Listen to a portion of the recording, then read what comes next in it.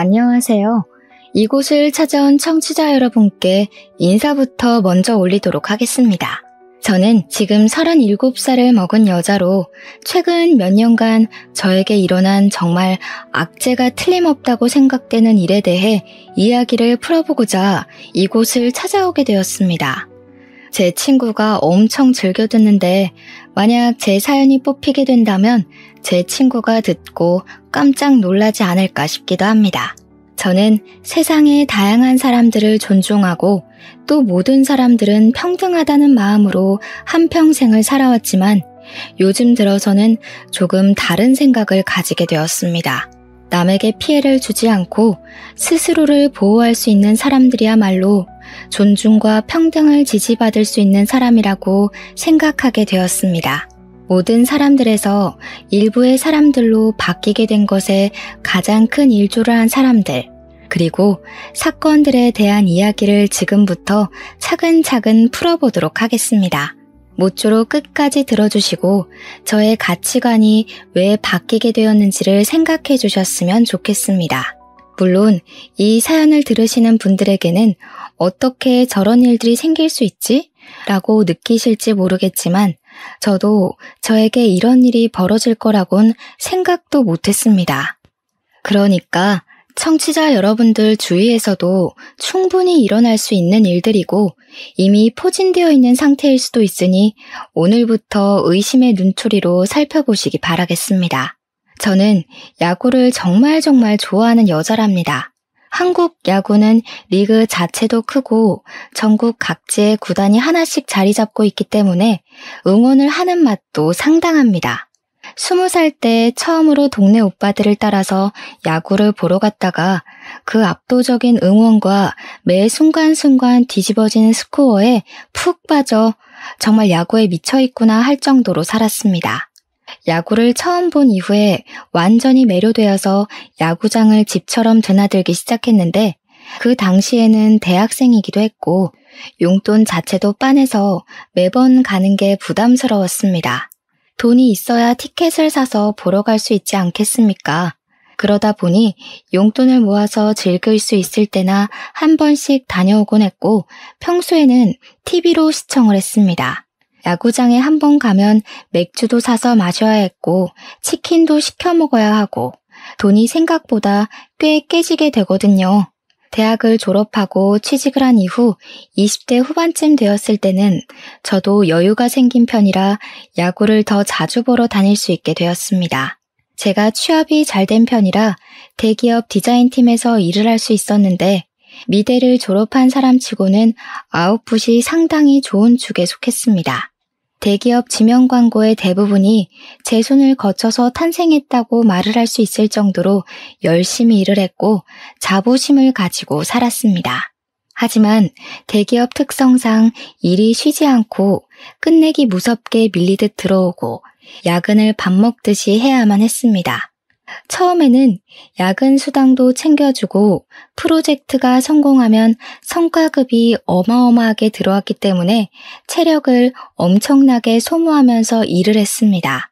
젊었을 때야 며칠 잠을 제대로 자지 못하고 일을 해도 몸이 괜찮았는데 몇 년 반복이 되다 보니까 몸이 정말 축나는 게 느껴질 정도로 힘이 들었습니다.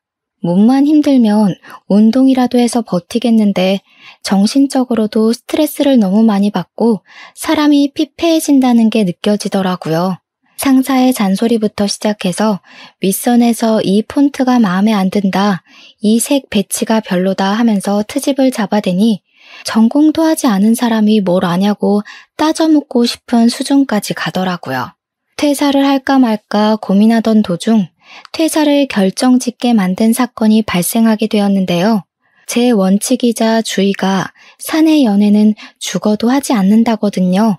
사내 연애를 하면 결혼까지 꼭 가야 한다는 압박감이 있기도 했고 어쨌든 많은 사람이 제 연애를 알게 된다는 건데 그게 부담스럽고 정말 싫었어요. 싸워도 티가 나고 싸우지 않아도 티가 나고 또 주변의 상사분들이 워낙 꼰대적인 마인드를 가지고 계신 분들이라 참견을 엄청나게 할 텐데 그걸 견디면서 굳이 연애를 할 필요가 없잖아요. 그런데 회사 과장님이 저에게 은근히 티를 내면서 20대 후반에 결혼을 해야 여자는 좋은 집안에 시집을 갈 수 있는 거다 하면서 들러붙었어요. 저한테 대놓고 뭐 저렇게 튕기고 있냐, 그냥 한 방에 넘어와라 하면서 말도 안 되는 소리를 하는 과장님이었는데 제가 그 과장님한테 이러지 마시라고 이야기를 했거든요. 그 과장님은 무려 저랑 띠동갑이나 차이가 나는 40살의 노총각 과장이었단 말입니다. 회식을 한다고 하면 일부러 제 옆에 앉으려고 제 동기들이나 저랑 친한 주임님들을 밀어내고 제 옆자리를 차지해서는 은근히 붙어오는데 너무 소름 끼치더라고요. 주말에 집에서 쉬고 있는데 문자를 보내서는 뭐해? 자니? 밥 사줄까? 술은 네가 살래? 하는 연락을 계속 보내고 정말 나이값을 못하는 사람이었습니다. 저는 28인데 나이 40에 100까지 나온 아저씨가 저한테 계속 저런 연락을 해대니까 정신적으로 너무 힘들더라고요. 얼굴도 별로였고 딱 봐도 아빠 같은 사람이나 다름없었고 심지어 머리까지 점점 빠지고 있는 호라비 같은 남자였다고요. 더 어이가 없는 건 회사 사람들을 어떻게 구워 삶은 건지 과장님이랑 친한 분들이 자꾸 저한테 저만한 남자가 없다면서 은근히 붙여놓으려고 하는 겁니다. 회사 사람들까지 한 통속으로 굴어대면서 대리며 팀장이며 그 과장만큼 착한 사람이 없다고 대기업 다니는 사람 둘이 만나면 잘 먹고 잘 살겠지 하면서요. 그 과장님은 주변 사람들이 자기를 돕는다는 것에 용기를 얻은 것인지 뭔지 저한테 사랑한다, 제가 없으면 자기는 죽을지도 모른다 하는 게 아니겠습니까? 저한테 저랑 사귈 수 있다면 제가 원하는 모든 걸 해줄 수 있다고 해서 그게 너무 짜증나는 나머지 그럼 그냥 죽으세요 하고 보냈어요. 그런데 사내의 소문이 이상하게 나더라고요. 한 여자만 바라보는 순정남에게 매정한 말투로 죽으라고 했다고 제가 나쁜 년이라면서 말이죠. 탕비실에 갔는데 그 무리들의 싸늘한 시선이 진짜 말로 표현할 수 없어요. 애초에 저는 발 디딜 틈을 주지 않았는데 제가 여지를 줬으니까 노총각이 저에게 마음을 품은 거 아니겠냐고 자기들끼리 수군거리더라고요. 그냥 처음에는 그래, 너네들끼리 잘 떠들어봐라, 나는 그래도 꿈쩍하지 않겠다 하면서 애써 무시하는 마음을 먹으며 지냈었습니다. 그런데 시간이 지날수록 저는 사람을 손바닥에 두고 가지고 노는 나쁜 년이 되었고 그 때문에 하나둘 은근히 저를 따돌리기 시작했습니다. 과장님은 저에게 그런 소문은 자기랑 사귀기만 하면 잠잠해질 것이다, 자기는 모은 돈도 많고 능력도 꽤 있으니 연애 없이 바로 결혼해도 좋다 하는 게 아니겠습니까? 저에게 과하게 집착을 하는 그 노총각 과장님에게 저는 점점 진절머리를 치게 됐고 그러면 그럴수록 거머리처럼 들러붙는 행동에 정말 딱 정신이 나갈 것 같았습니다. 견디지 못한 저는 팀장님께 일을 그만두겠다고 이야기를 했고 팀장님은 저에게 별다른 말 없이 사표를 수리해 주시겠다고 했습니다.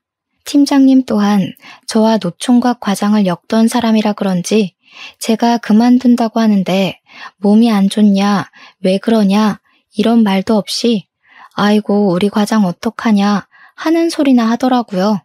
저는 마지막까지도 제가 힘든 것은 생각도 하지 않고 노총각 과장 편만 드는 회사 사람들에게 치를 떨었고 결국에는 회사 감사팀에 가서 직장 내 괴롭힘 신고를 했습니다. 회사 측에 직장 내 괴롭힘으로 인해서 사직서도 냈고 이대로 넘어가기에는 내가 당한 정신적 피해가 크다고 산재 처리를 하고 싶다고까지 했습니다. 처음에는 알아보겠습니다 정도였던 감사팀에서도 제가 고용노동부와 신고센터에 신고를 하겠다, 인터넷에 올리겠다고 하니 일 처리를 빠르게 하더라고요. 회사에서 제 이야기를 꼼꼼하게 들어주고 제가 그동안 들었던 소문과 그 소문의 원흉에 대해서도 차근차근 설명을 했습니다. 저는 퇴직을 했고 그 이후 노총각 과장은 지방으로 좌천이 됐다고 하네요. 그리고 저와 과장 사이에서 저울질을 하며 과장을 도왔던 사람들 모두 직장 내 괴롭힘이 인정되었습니다. 다들 3개월씩 감봉을 당했고 회사 게시판에는 그들이 저를 괴롭혔던 내용들이 숨김없이 전부 실명을 포함해서 기재되어 올라가게 되었습니다. 그 일로 쪽팔리다며 그 좋다는 대기업을 그만둔 사람도 있다고 하니 결과적으로는 잘된 일이라고 생각합니다. 회사 사람들 일부는 저에게 너무하다며 연락을 했고 일부는 고생했다, 버티느라 마음고생 심했겠다 하며 연락이 왔는데 당시에는 모른 척 하더니 이제 와서 왜 그러는지 어이가 없더군요. 저는 회사와 관련된 모든 사람의 연락처를 차단하는 것으로 마무리 지었습니다. 저는 그동안 회사에서 받았던 스트레스를 풀기 위해서 퇴직한 기념으로 야구를 보러 다니기로 결심을 했습니다. 제가 퇴사를 한 시점이 야구의 개막 시점이기도 해서 타이밍이 아주 나이스하다고 생각을 하고 야구 티켓들을 알아보기 시작했는데 제가 퇴직금을 받지 않았겠습니까? 정신적인 스트레스도 풀 겸 쉼없이 달려온 인생이니 1년 정도는 쉬어야지 하고 마음을 먹었기 때문에 아주 큰 마음을 먹고 엄청 비싼 시즌권을 구매하게 되었습니다. 야구를 보러 간다고 생각을 하니 가슴이 두근거려서 잠이 오지 않을 정도로 신이 나 있었습니다. 저는 회사 생활을 잘한 덕분인지 저희 회사 하청업체 사장님들에게서 간간히 외주 제작으로 지명 광고를 부탁하는 일들이 들어오기 시작했습니다. 평일에는 야구가 오후 시간대에 시작을 했기 때문에 아침에 일어나서 야구 시간이 다가오기 전까지는 외주 일을 하면서 용돈벌이를 하기 시작했습니다. 스스로 재택근무에 퇴근 시간을 정해놓고 일이 끝나면 바로 야구를 보러 가기 위해 야구장으로 달려갔습니다. 제가 혼자 가서 맥주도 마시고 안주거리도 하고 하면서 응원을 했는데 저는 워낙 성격이 혼자서도 잘하는 성격이라 그런지 전혀 위화감 없이 잘 다녔어요. 그러다 보니 자주 야구를 보러 오시는 분들이 저에게 말을 걸기도 하고 같이 응원을 하기도 하면서 친구들도 꽤 사귀게 되었고요. 시즌권이라는 게 구매를 하게 되면 지정 자리를 얻게 되는데 제 옆에 우연히도 저처럼 혼자 야구를 즐기는 남자분이 한 분 있었습니다. 저랑 성향이 비슷한 건지 혼자 와서 맥주와 안주를 챙겨서는 주야장천 야구만 보는데 이거저거 물어보는 말도 없고 서로 할 거 딱 하니까 편하고 좋더라고요. 나중에 친해진 사람들은 저에게 혹시 그 남자분이랑 커플인 거냐고 둘이 어쩜 말없이 야구만 보냐고 물어보는 사람들도 있었습니다. 커플은 무슨 개뿔 커플이겠냐고 웃으면서 대꾸를 하고 야구에 집중하기를 한 3달쯤 됐을까요? 그날 경기가 잘 풀리지 않아서 저희가 지고 있는 상황이었습니다. 하필 딱 중요하게 만루의 원아웃인 상황이었고 역전도 가능한 공격 타이밍에 제 맥주가 뚝 떨어지고 말았던 것입니다. 그 타이밍에 시원한 맥주가 너무나도 마시고 싶었고 지금 사러 나가자니 공격 타이밍이 너무나도 중요했고 신경질이 확 나더라고요. 저도 모르게 아이씨 하면서 다리를 떨고 있었는데 옆에 앉은 그분이 저에게 맥주 한 캔을 딱 내미는 것이 아니겠습니까? 맥주 다 마셨죠? 일단 이거 드시면서 보세요. 지금 사러 나갔다가는 역전하는 거 못 볼 수도 있어요. 저는 진짜 구세주가 나타난 것 같았습니다. 겉면에 송골송골 맺혀있는 물방울이 딱 봐도 시원한 맥주라는 걸 가늠하게 만들었습니다. 저는 이따가 편의점 가서 한 캔 사다 드릴게요 라고 말을 하고 캔 뚜껑을 따서 맥주를 마시면서 야구를 보고 있는데 우리 팀이 글쎄 역전 만루 홈런을 친 게 아니겠습니까? 진짜 악소리가 절로 나는 기쁨에 옆자리에 앉은 그분과 어깨동무를 하며 응원가를 부르며 뛰기도 하고 좋다고 소리도 지르고 그랬습니다. 그 이후에 공수 교대를 하자마자 헐레벌떡 편의점으로 달려가서 맥주를 사다가 갚아드렸고 제가 과자 사온 걸 나눠 먹으면서 같이 야구를 보기 시작했습니다. 제가 흥분이 가시질 않아서 기쁜 마음에 또 언제 오냐고 시즌권 산 거 맞냐고 물어보니까 자기도 내일 또 올 거라고 내일 보자고 하더라고요. 저는 취미가 맞는 친구가 생긴 것 같아서 너무나도 즐거웠고 같이 야구를 보는 내내 선수들에 대한 이야기도 하고 팀 이야기도 나눴습니다. 주변에 야구를 저처럼 즐기는 사람이 없어서 그런 친구를 사귀었다는 게 진짜 너무 즐거웠어요. 한 시즌을 내내 같이 야구를 보면서 옆에 앉은 그 남자분과 엄청나게 친해졌고 서로 휴대폰 번호도 교환하게 되었습니다. 야구 언제 보러 가냐, 이번 주에 가냐 하고 물어보고 갈 수 있으면 시간을 맞추고 못 가면 아쉬워하면서 술이나 안주도 서로 챙겨주면서 지냈습니다. 원래 야구장의 묘미가 승리를 한 다음 야구장 앞에 펼쳐지는 포장마차에 가서 술 한 잔 더 하는 거거든요. 이기든 지든 한 잔 더 하자 하면서 그분과 매일같이 포차에 가서 술을 마시고 하다 보니 서로 취향도 알게 되고 엄청 친해졌습니다.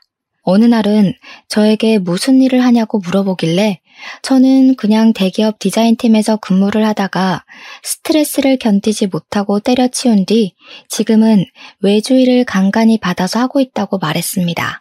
그러니까 저를 향해서 엄지손가락을 치켜 세우더니 능력자가 자기 눈앞에 있다고 너스레를 떨더라고요.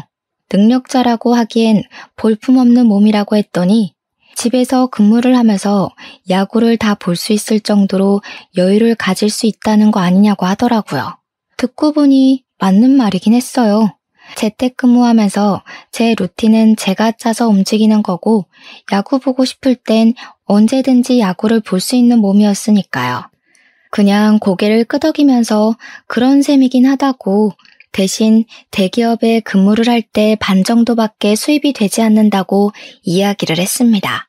그러니 저에게 출퇴근을 하지 않으니 교통비도 빠질 것이고 재택근무니까 옷차림 신경 안 써도 되니까 절약되는 것도 꽤 있을 것 같다고 했습니다.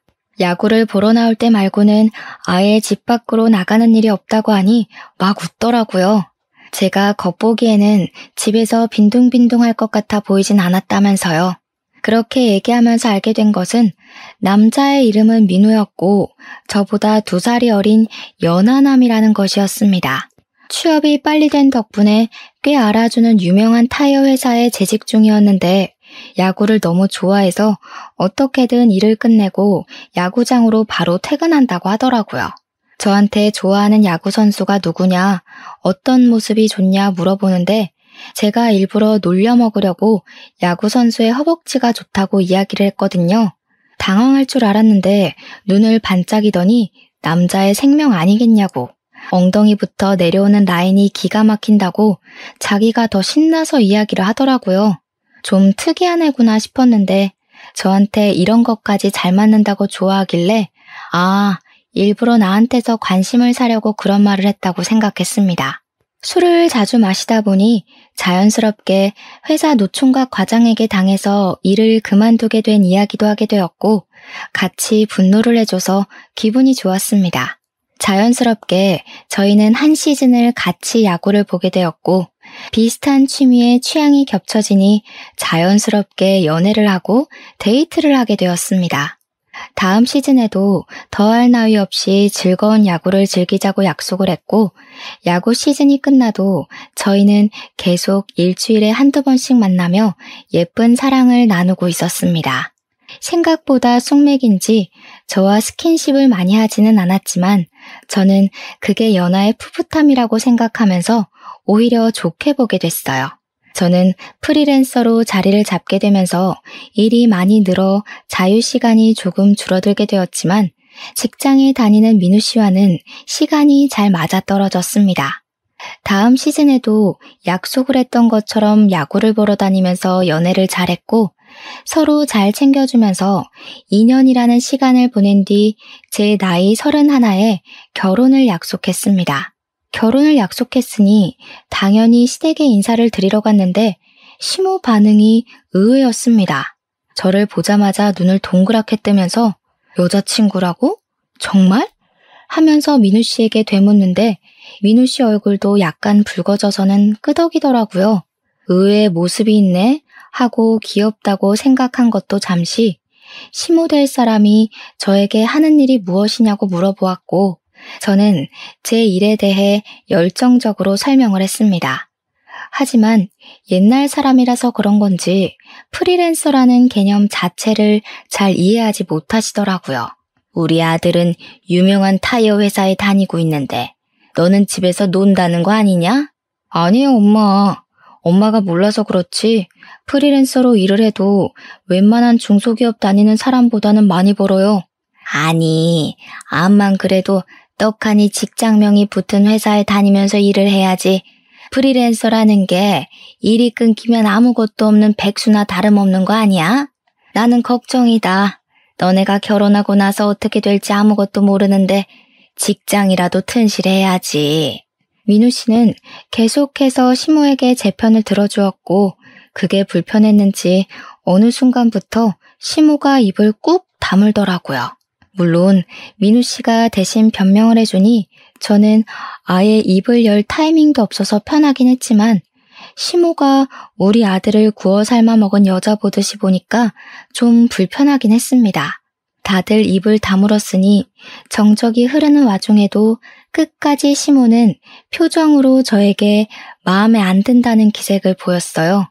그 분위기에서 시부가 뜬금없이 한마디를 하셨는데 그 말로 인해서 분위기는 더 험악해졌습니다. 집에서 평생을 놀고 먹기만 한 옆에 내가 알긴 뭘 알겠어.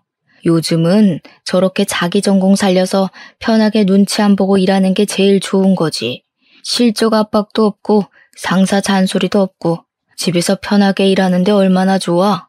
그런데 집에서 평생 놀고 먹기만 한 여팻네라는 말이 시모의 발작 버튼이었는지 엄청 자존심 상해하면서 시부랑 부부싸움이 벌어지게 된 것입니다. 시모는 자기가 집에서 내내 내조를 하고 뒷바라지를 한 덕분에 우리 아들이 떡하니 회사에도 취직을 한 거 아니겠냐고 그게 다 자기 공로라고 이야기를 했습니다. 근데 그 말의 뉘앙스가 마치 우리 부모님은 제 뒷바라지를 하지 않아서 제가 프리랜서로 일을 하고 있다는 식으로 말하는 것 같았습니다. 저도 우리 집에서는 엄청나게 귀한 딸인데 왜 이런 취급을 받아야 하는지 어이가 없었죠 뭐. 시부와 남편의 적극적인 지지로 결국 저와 남편은 결혼을 하게 되었고 저희의 마음을 담아 웨딩 사진도 야구 유니폼을 입고 찍었습니다. 신혼여행도 잘 다녀오고 신혼집에 입성을 하자 결혼을 했다는 게 정말 실감이 나더라고요. 올해도 즐겁게 잘 지내보자고 남편과 손을 맞잡고 이야기를 했지만 저희는 야구 시즌권을 구매할 수 있는 상황이 되지 못했습니다. 제가 갑자기 일이 엄청나게 늘어나게 되어서 야구장은커녕 집에서 TV로 중계를 볼 시간조차 생기지 않았기 때문이었습니다. 거기다가 남편이 갑자기 지방에 있는 본사로 발령이 나면서 저희는 신혼을 시작하자마자 주말 부부로 생활을 하게 되었습니다. 지방 대도시가 본사인 회사라 남편은 승진을 해서 본사 발령을 가게 된 것이긴 하지만 신혼인데 주말에만 만날 수 있다는 게 너무 슬펐습니다. 물론 제가 프리랜서였기에 무리를 하면 따라갈 수 있는 상황이긴 했지만 외주 제작을 하던 일들이 전부 미팅을 해야 하는 일이라서 갈 수가 없었습니다. 일을 조금 줄이거나 무조건 서면으로 일을 받으면 가능하긴 했지만 하던 일까지는 마무리를 해야 따라갈 수 있었죠. 그런데 남편이 원래 본사에서 기숙사를 구해주기로 했었단 말이죠. 결혼을 했으니까 부부가 같이 살 수 있는 소형 아파트를 해주기로 했었습니다. 하지만 그게 회사의 사정으로 무산이 되게 되면서 2인 1실을 사용하는 기숙사에 들어가게 되어 제가 따라가기가 어려워지게 되었습니다. 신혼집의 전세계약 기간이 남아있었기에 저는 결국 서울에 남는 것으로 남편과 합의를 보게 되었습니다. 졸지에 주말 부부로 살게 되면서 저희 사이는 더욱 애틋해졌는데 그때부터 시모의 괴롭힘 또한 시작되었습니다. 틈만 나면 저를 불러다가 잔소리와 심부름을 콤보로 찍기 시작하는데 와, 직장 내 괴롭힘보다 더 견디기 힘들더라고요. 우리 아들 기숙사 살면서 밥이나 제대로 먹겠니? 네가 하루 가서 같이 생활하는 직장 동료 목까지 밥 좀 해주고 와라. 그리고 날이 좀 추워진 것 같은데 너만 뜨뜻하게 살아서야 되겠니? 가서 전기장판이랑 이불도 좀 갖다 주고. 아참, 거기 해가 들이쳐서 눈이 부시다고 하던데 커튼을 주문해놨으니 가서 달아도 줘라. 알겠지? 우리 남편 회사에서 삼시세끼 다 주고요. 주변에 배달되는 음식점도 많아서 오히려 살이 찔까봐 걱정이라고 먹는 건 걱정하지 않아도 된다고 연락이 왔었습니다. 기숙사 난방 또한 너무 잘 돼서 추운 걸 느낄 시간도 없다며 더워서 반팔만 입고 지낸다고 이야기도 했고요. 거기다가 커튼. 진짜 너무 어이없지 않나요? 제가 운전을 할 줄 몰라서 그걸 가져다 주려면 기차를 타고 가야 하는데 기차 타고 커튼 들고 기숙사를 찾아가서 장치까지 전부 달아주고 오라고 하는 게 너무 황당하더라고요. 그렇게 6개월이라는 시간이 흐르고 어느 날 남편이 갑자기 저한테 할 말이 있다고 하더니 돌연 퇴사를 하고 싶다고 이야기를 하는 것이 아니겠습니까? 저는 직장 내 괴롭힘이라도 있는 건지 걱정이 되었는데 그냥 서울에 가고 싶다고 향수병에 걸릴 것 같다고 징징거리더라고요. 그러지 말고 다시 서울로 발령받을 수 있게 신청을 해봐라 했는데 지원자도 너무 많고 자기가 아직 짬밥이 얼마 안 돼서 방법이 없다고 하더라고요. 언제까지 주말 부부로 살 수 없지 않냐면서 아직 결혼한 지 1년도 안 됐는데 신혼 초부터 이렇게 떨어져 있는 게 말이 안 되는 것 같다고 저에게 졸랐어요. 저는 남편이 주말에도 가끔 잔업을 할 때가 있어서 혼자 야구를 보러 다니고 있었는데 그것조차 서운하다고 이야기를 하더라고요. 자기는 스트레스 받아서 탈모까지 올 지경인데 저는 혼자 야구 보러 다니면서 잘 지내고 있는 게 배알이 꼴린다나 뭐라나. 그러면서 자기가 어릴 때부터 하고 싶었던 일이 있었다고 퇴사를 하고 그 일을 하고 싶다고 했습니다. 어디 한번 말이나 들어보자 해서 무슨 꿈이 있었냐고 했더니 수의사가 되고 싶다는 게 아니겠습니까? 멀쩡히 회사 다니다가 갑자기 수의사라고 하니까 제가 벙찌게 됐죠. 너무 황당한 소리를 장황하게 늘어놓길래 제가 한 소리를 했습니다. 멀쩡히 잘 다니던 타이어 회사를 그만두고 지금 수의사가 되겠다고 하는 게 말이 되는 소리야? 우리 결혼도 했는데 현실을 봐야지. 그리고 당신이 수의대학을 나온 것도 아니고 갑자기 수의사를 어떻게 할 건데? 그러니까 뭐 대학을 다시 가고 어쩌고 하길래 말도 안 되는 소리 하지 말고 일이나 열심히 하라고 전화를 끊었더니 남편이 시모에게 전화를 해서 징징거렸나 봅니다. 시모가 저한테 수의사도 의사 아니냐면서 짱짱한 직업을 가지겠다는데 왜 말리냐고 우리 아들 공부 잘했다고 편을 들더라고요. 제가 수의사랑 의사는 다른 거 아니냐? 지금 시작하면 뭐 나이 40에 동물병원 차릴 거냐? 그때까지는 뭘 먹고 사냐면서 제가 막 따졌어요. 그러니까 동물을 살리는데 의사랑 똑같은 거라고 남편이 하고 싶어 하는데 뒷바라지 해주겠다는 말도 안 하고 꿈부터 포기하라고 하는 게 너무 이기적이래요. 이제 와서 이기적으로 굴고 있는 게 누군데 적반하장으로 그런 소리를 하는 건지. 어머님, 결혼까지 한 마당에 저희 가족 계획도 세워야 하지 않겠어요? 애는 언제 가지냐고요. 지금 공부하기는 너무 늦은 것 같아요. 남편도 벌써 30인데 지금 수능 보고 한 번에 붙을 거라는 보장도 없고요. 예, 남자 나이 30이면 짱짱한 나이지. 말이 어찌나 안 통하던지 자기들끼리 아주 짝짝꿍이 맞은 건지 답은 정해놨으니까 저는 그냥 알겠습니다만 하래요. 예전에 호랑이 담배 피우던 시절부터 남자가 하는 일에 여자가 간섭을 많이 하면 일을 그르치는 거야. 너는 우리 아들 내조할 생각이나 하고 있어. 그리고 너 결혼할 때 뭐라 그랬니? 너도 돈 번다며? 중소기업 다니는 애들보다 많이 번다고 떵떵거려 놓고 우리 아들 공부 하나 못 시키니? 자고로 남자가 잘 돼야 집안이 서는 거다.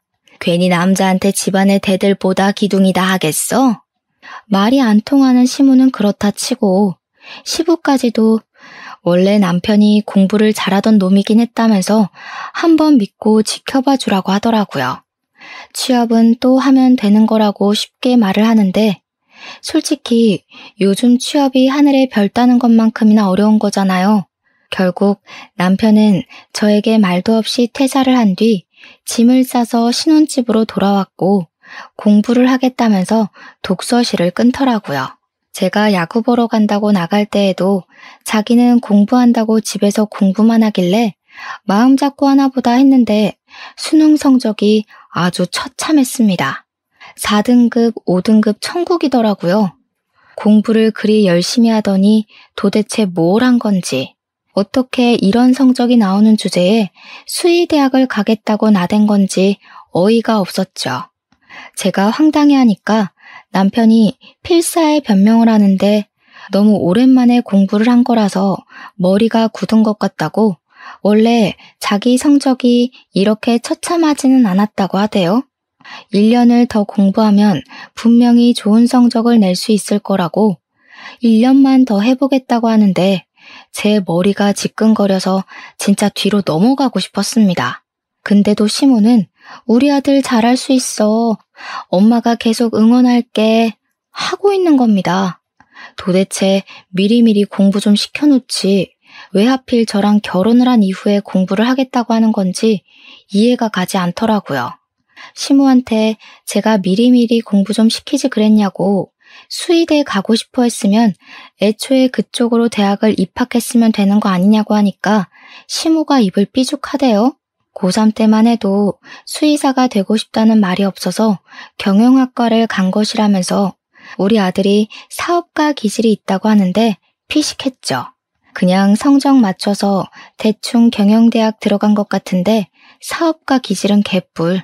결국 남편은 재수를 했고 저는 1년 동안 외주일에 매달리며 생활비도 벌고 남편 공부도 시키고 문제집도 사주고 강의도 끊어주고 엄청 바빴어요.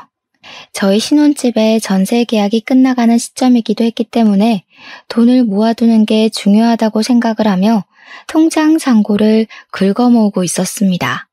그러다가 한 업체에서 이렇게 소처럼 일을 할 거면 자기네 회사에 들어오는 게 어떠냐고 제안을 해주셨습니다. 디자인 일이라는 게 원래 이것저것 다 받아서 하다 보면 각 회사마다 스타일이 다르기 때문에 중구난방으로 하게 되거든요. 자신만의 스타일을 고집하지 못하니까요. 하지만 한 곳에 소속이 되면 그 회사의 스타일대로만 일을 하면 돼서 사실 일하기엔 그 편이 더 편합니다. 게다가 월급도 지금 버는 것에 비해 훨씬 많이 주겠다고 하는데 제가 거절할 처지가 아니구나 싶더라고요. 남편이 백수나 다름없으니까요. 제가 취직을 결정하자 시모가 엄청나게 좋아하더라고요. 남편이 갑자기 저한테 이때다 싶었는지 자기 학원을 보내달라고 했습니다. 집에서 인터넷 강의만 들으니까 집중이 안 된다면서 선생님이랑 같이 공부를 하고 싶다고 하는데 원래 공부를 시작할 때 시부가 도움을 좀 주기로 했었거든요. 제가 시부를 빤히 바라보니 눈을 돌리는 거 있죠? 입을 싹 씻는 듯한 그 행동에 제가 어이가 없어서 남편 학원비까지 내줬습니다. 돈을 개처럼 벌면 뭐하나 싶었습니다. 버는 족족 남편 공부 뒷바라지 하는데 꼬라박고 있었으니까요. 결국 남편은 재수를 했고 가채점 결과 성적이 꽤 잘 나왔더라고요. 서울에 있는 중위권 대학 4년제는 충분히 가겠다 싶어서 축하한다고 했습니다. 근데 남편이 제 손을 잡고 그러는 거예요. 이왕이면 사자 이름 붙는 직업인데 학교 이름이 엄청 중요한 거 알지? 내가 이번에 성적이 잘 나오긴 했는데 외국어가 좀 별로였어. 1년만 더 하면 이름 있는 명문대도 갈 수 있을 것 같은데 나 한 번만 더 응원을 해주면 안 될까? 그걸 뭘 물어보고 하니? 당연히 명문대 가는 게 훨씬 좋지. 어차피 우리 며느리가 일을 하고 있는데 너는 편하게 공부만 해. 제 의견은 듣지도 않고 자기들끼리 앞으로 잘하겠다, 꼭 명문대에 붙겠다 하면서 난리가 났고 원서 접수조차 하지 않았더라고요. 남편은 삼수를 시작했고 저는 1년 동안 남편 얼굴도 보기 싫어서 내내 야구를 보러 다니고 주말에는 카페에 나와서 시간을 보내고 했습니다. 물론 제가 취직을 한 이후에 시모의 괴롭힘도 사라져서 나쁘진 않았지만요. 그렇게 삼수를 한 결과 남편은 32이라는 나이에 명문 수의대에 합격을 하게 되었고 그때부터 다시 대학 생활을 시작하게 되었습니다. 입학을 하던 날에 긴장이 된다면서 띠동갑인 아이들이랑 잘 지낼 수 있을까 걱정을 하던 남편은 아주 완벽하게 대학 생활에 적응을 했습니다. 주말에 저랑 가지도 않던 야구를 보러 간다면서 동기들을 만나고 술에 잔뜩 취해서 돌아오곤 했습니다. 학교 등록금도 제가 내주고 있었는데 저는 완전히 찬밥 신세더라고요. 제가 애를 키우는 건지 결혼을 한 건지 이해가 가지 않을 정도였습니다. 남편은 날이 가면 갈수록 밖으로 나돌기 시작했고 저는 결국 열이 받아서 남편을 붙잡고 진지하게 이야기를 할 수밖에 없었습니다. 당신이 대학을 가서 다시 공부를 하고 꿈을 찾겠다고 한 거 나는 지지해. 그렇기 때문에 삼수를 하는 과정에서도 꿋꿋하게 뒷바라지를 한 거야. 그런데 지금 꼴이 이게 뭐야? 우리가 부부인 건지 내가 대학생이 된 아들을 하나 키우는 건지 정말 모르겠어. 맨날 술만 마시고 집에도 늦게 들어오고 동기들이랑 놀러 다니느라 바쁜 걸 보면 내 숨이 턱턱 막혀. 이대로는 나도 더 이상 못 견디겠으니까 우리 이혼하는 게 좋겠어. 제가 진지하게 이혼을 이야기하자 남편이 펄쩍 뛰면서 절대 안 된다고 저 없으면 못 산다고 난리를 치는 게 아니겠습니까? 저는 남편에게 나 없이도 잘 살고 있으면서 무슨 소리냐고 그냥 시댁에 가서 살라고 했더니 잘못했다고 싹싹 빌더라고요. 그 뒤로는 씨알이 먹힌 건지 술 먹는 것도 자제하고 저랑 시간을 더 보내려고 애를 쓰는 것처럼 보였습니다. 하지만 저와 함께 있는 시간에도 남편이 휴대폰에서 손을 놓지 못하고 누군가와 계속해서 연락을 하고 눈치를 보더라고요. 제가 수상한 마음에 누구랑 그렇게 연락을 하느라 휴대폰을 손에서 놓지 못하는 거냐고 했더니 대학 과제 때문에 그런 거라고 조별 과제를 해야 한다고 했습니다. 제가 힐끔 휴대폰을 곁눈 질로 보니까 형 하면서 이야기를 하더라고요. 남자 동기랑 연락을 할 이유가 뭐가 있겠나 싶어서 과제를 한다고 생각을 했죠. 남편에게도 대학 생활이라는 게 있으니까 그냥 그러려니 하면서 지내려고 했어요. 저와 잘 지내려고 노력하는 모습을 보여줬으니까요. 남편은 예과 2년 과정을 마치고 4년을 더 수의학과에서 공부를 시작하게 되었습니다.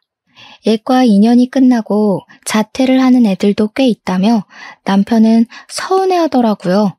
저는 그런 남편을 보면서 남편 나이가 벌써 34살인데 4년 더 공부하고 나이 40에서야 수의사 되게 생겼다고 걱정이 좀 되었고요.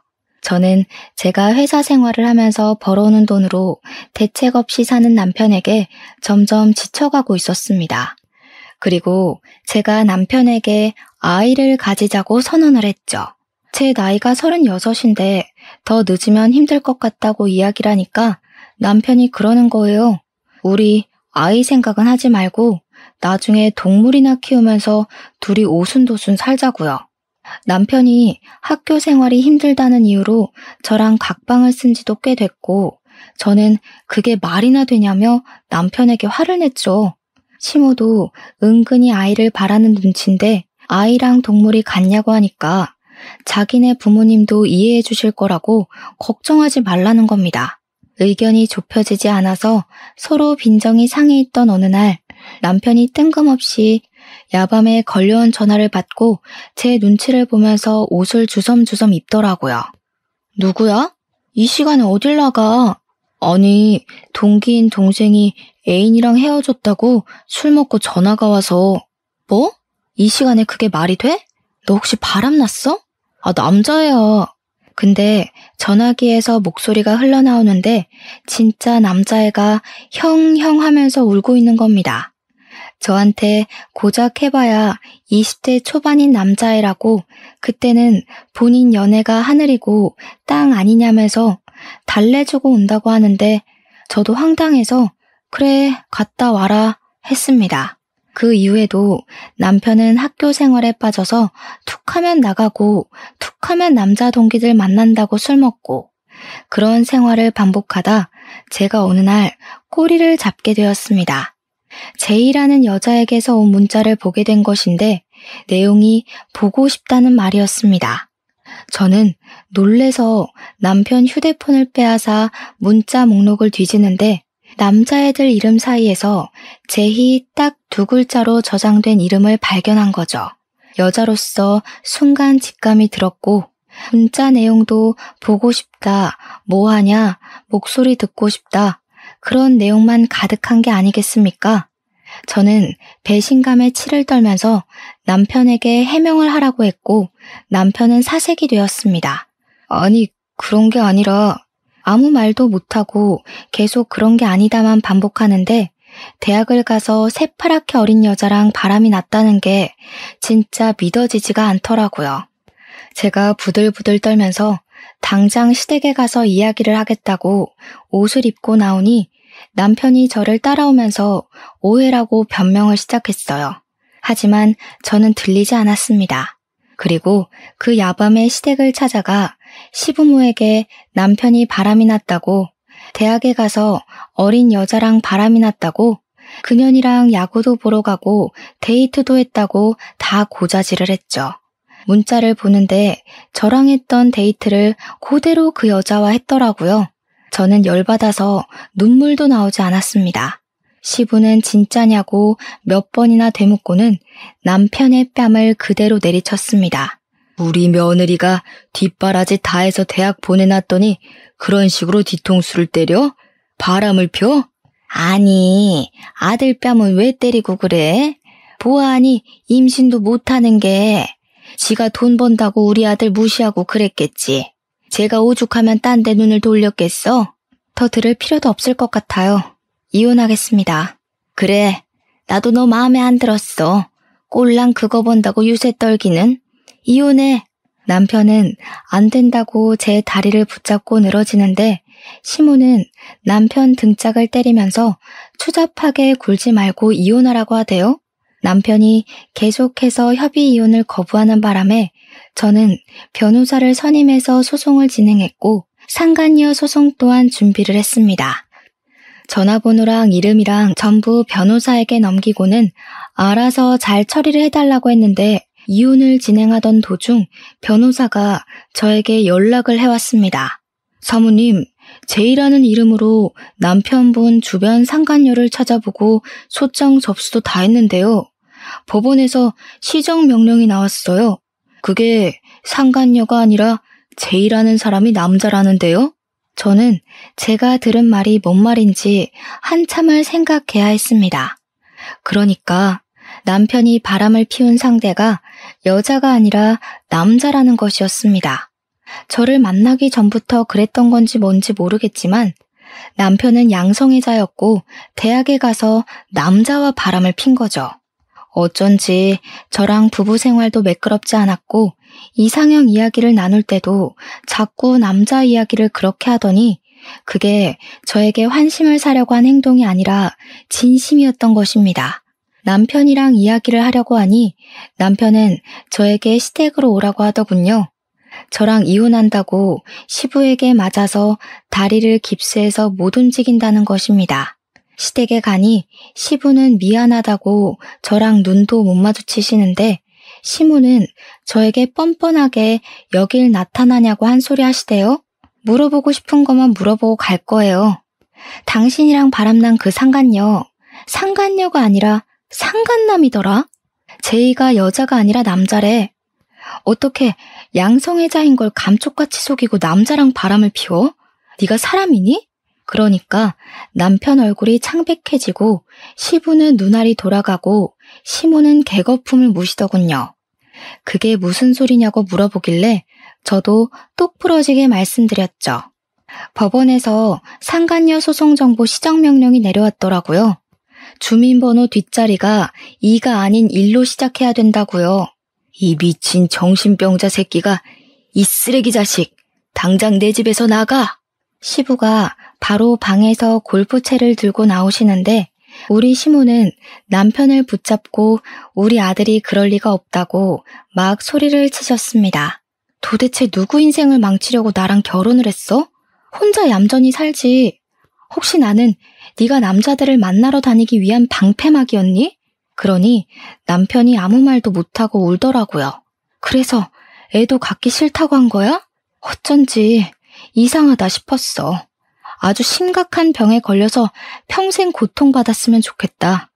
그 말을 하고 뒤돌아 나오는데 시모가 저를 붙잡고는 매달리더라고요. 내가 우리 아들 정신병원에라도 보내서 멀쩡하게 만들 테니까 이혼하지 말고 그냥 살아줄 수 없겠니? 내가 잘못했다. 우리 재산도 다 넣어주고 네 눈앞에 나타나지 말라고 하면 안 나타날게. 제발 우리 아들 버리지 마라. 응? 시모는 아들이 남자를 좋아한다는 것을 받아들이지 못해서 그나마 저랑은 결혼까지 했으니 제가 옆에 붙어 있어 주길 원하는 눈치였습니다. 제가 정신 나갔어요? 위자료나 준비하세요. 재산 분할도요. 이혼은 당연히 저에게 유리한 조건으로 이루어졌고 요즘은 꽤 있는 사례라고, 이렇게 이혼하는 사람들이 많다고 변호사가 알려주더군요. 위자료가 입금되자마자 저는 휴대폰 번호도 바꿔버렸습니다. 회사까지 찾아올까 무섭긴 했지만 이혼 서류 마무리되자마자 시댁에 한 번만 더 나를 찾아오면 아들이 양성애자인 거 소문내겠다고 하니 코빼기도 보이지 않더라고요. 제가 위자료 3천만 원을 받고 상간남 소송으로 정신적 피해보상 금액까지 위자료 1천만 원을 더 받았는데 시부가 저에게 미안하다며 5천만 원을 더 주셨습니다. 그동안 제가 남편 뒷바라지를 한 게 6년이 넘어가니까요. 저는 그냥 감사합니다 하고 그 돈 받고 차단을 해버렸습니다. 그 돈으로 저는 내년에 야구 시즌권이나 구매해서 보려고 해요. 이 돈을 다 쓰지 않으면 자꾸 전 남편에 대한 기억이 떠오를 것 같아 저를 위해 사치도 좀 해보려고 합니다. 저처럼 황당한 일로 이혼하신 분들이 많진 않겠지만 저와 같은 일을 겪고 계신 분이 있다면 당당하게 이혼하라고 전하고 싶네요. 앞으로 이런 일로 기만당하는 사람이 없길 바라면서 글을 마무리하겠습니다. 감사합니다.